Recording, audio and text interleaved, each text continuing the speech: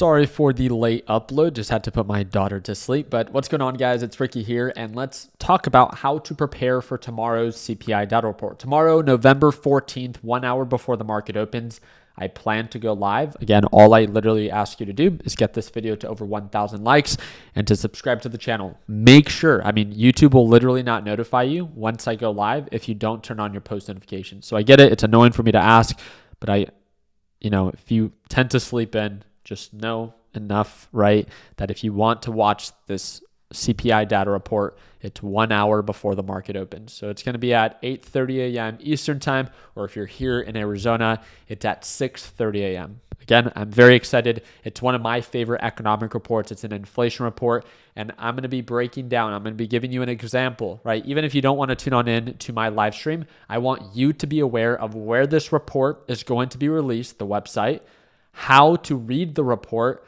and what the market's expectation for this report is. So again, I really hope that you learn something new.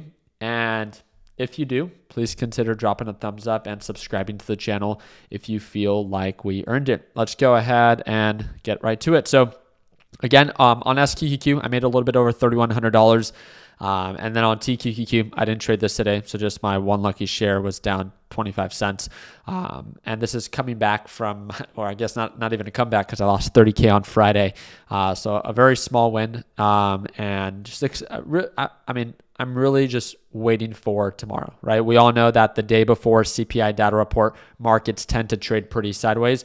So I'm not surprised that Monday today was a little bit slower because most of the action is set to happen tomorrow. So first off, what is the market's expectation? Well, one of the first things that I want to share with you is on the technical side.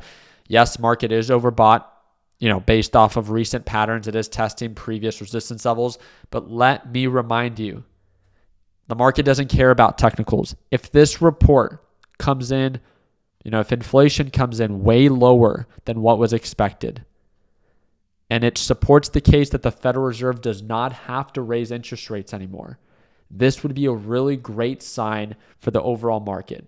We should see, it's not easy to predict, right? So there's no point of predicting, but we should see in a normal market condition, the market would react in a negative way if inflation comes in lower than what was expected.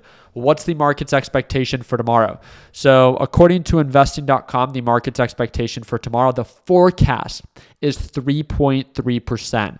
So we're expecting a drop from our current rate of 3.7% inflation to 3.3% inflation. Let me know in the comments section what you think about that. Are we setting up for failure because it's such a significant drop, or do you think it's likely? Let me know down below. But okay, where does this report get released?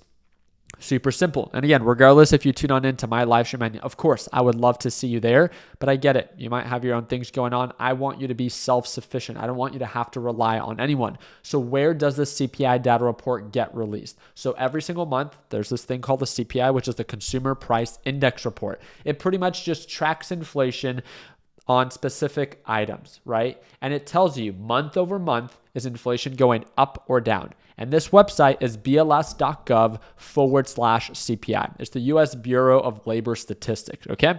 And then right 1 hour before the market opens, this report gets released and it first becomes available. It always is not available on PDF, but it's right away available on HTML. And this is how it looks like. It looks super confusing, but again, it's kind of just like your iPhone. It's very overwhelming if you are just aware of all that it does. But when you want to call someone, you know exactly what application to use and what to do, right? It's the same thing with this, right?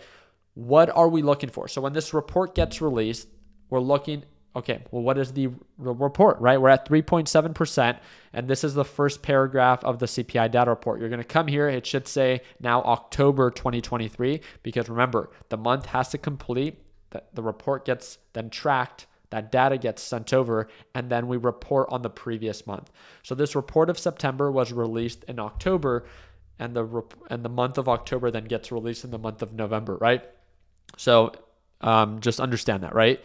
Now, it then talks about, okay, well, did inflation go up or down? It talks about what it increased by. So last month, we saw an increase of 0.6% in the month of August, right? And then it reported that based off of the last 12 months, all items in the index So again, this is very specific. This is overall CPI, came in at 3.7%. So right when this report gets released, all I'm looking at is this last sentence of the first paragraph. What's the inflation rate at? Other than that, when it comes down to breaking it down, we can break it down on these line items, but there's the first thing I'm looking at. The second thing I'm looking at is then what is core CPI at? Now, this is where it gets confusing for some people. There's overall CPI and then there's core CPI.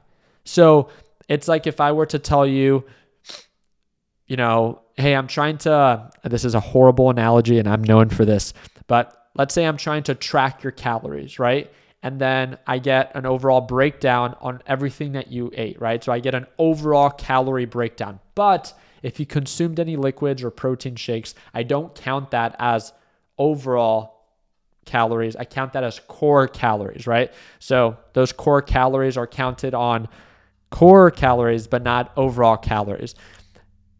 The reason I'm sharing this with you is because there's overall CPI and then there's core CPI. Core CPI are all items excluding food and energy. So you can see right here, all the index for all items less food and energy, this is considered core CPI, saw an increase of 0.3% in the month of September. So this is telling us that core CPI saw an increase for the month of September. But then again, it breaks it all down for us. So 3.7% was overall CPI. And then all items less food and energy, I don't know why they make it so confusing. This is just core CPI, came in at 4.1%. Overall CPI and core CPI are tracked separately. And then if we come down here, when we go to like the PDF version shows us like this with these like little pretty graphs. It tells us, okay, inflation went up or down or whatever the case might be, right? And then it shows us these line items where all items is this blue line graph. And then all items less food and energy is core CPI. So that's what we see here. So core CPI as of right now is higher than all overall CPI. So core CPI is currently higher and all CPI is currently lower. The reason that this is important to understand is that the Federal Reserve really focuses on core CPI. And the reason this is because food and energy are not something that the Federal Reserve can control with their form of monetary policy, right? If they raise or drop interest rates, at the end of the day, gas and food are specific commodities that we're going to still need to either consume or purchase, right? And the same thing when it comes down to the production of it, right? A lot of these are imports. Same thing with food and energy, right? The way that we import those kind of things. So it's just not something that the Federal Reserve can control. So this is why, again, they're recorded separately. There's overall CPI, which are all items. And you might be asking, well, Ricky, what are all items? Again, it's super, super simple. There's food at home, food away from home, energy commodities, gasoline, fuel oil, energy services, electricity, utility, piped gas services. So this is what is included in overall CPI plus this, right? But then core CPI does not include this top section. Okay. So commodities, less food and energy. It says new vehicles, used cars and trucks, apparel, medical care commodities, and then services, less energy services is shelter, transportation services, and medical care services. So these items are what's included in core CPI. These items or everything is included in overall CPI. And again, it's super easy to read this. All you're looking at is tomorrow, there's going to be a new pretty much square to the right, and then they're going to take away the month of March. So there's going to be a new square to the right, and it's going to say October, and then it's going to tell us for these line items for food. Did it go up or down in the month of October? And then it tracks it. And then food at home, did it go up or down in the month of October? And then it just goes down the list. So you can see that some of these line items are seeing an increase of 0.4, 0.2, 0.1, 0.4. And then usually gasoline or energy is the biggest contributor to inflation. So we see a lot of volatility within that. And in the month of September, we saw that, energy saw a big jump. So I think this is why they're expecting that in the month of October, we're probably going to give some of this back and begin to retrace. But then you can see that, for used car and trucks, we saw a decrease of negative 2.5%, right? We saw a decrease of 0.4%. So all this stuff, right? And then all of this gets calculated in a specific formula. And then that's how they come up with, hey, did we see an increase and by how much? And then it's the way that CPI is calculated is that there's an exact formula to it, but it's pretty much the last 12 months. So again, tomorrow, they're going to report on the month of October. So that means that we're taking away the 0.5% increase that we saw in October in 2022, and then we add the new month. So let me explain this. This is the most important part. It's very simple math. I mean, there's an exact formula to it, but I'm just going to give you kind of like a general idea. If we were to add in the month of October that, yes, inflation did go up, but it only went up by 0.1%. And if that's what is added for the month of October, and remember, October or CPI is only calculated from the previous 12 months. So if we take away the October from 2022, we take away a 0.5% increase from the formula, and then we add a 0.1% increase. This is why we're expecting a more significant drop from 3.5 to 3.3%. At that point, they're expecting a 0.4% drop, which would make sense. I mean, at that point, they're expecting the actual increase of overall inflation to be 0.1, maybe 0.2%. And this would mean that we should see a drop from 3.7 to 3.3% inflation. Make sense? And if it doesn't, again, I'm going to be breaking it down live tomorrow, 1 hour before the market opens. All you literally need to do is show up. Okay, so we talked about the expectation, we talked about where you can find the report, and we talked about how you can read it. I really hope I made it a little bit easier for you to understand.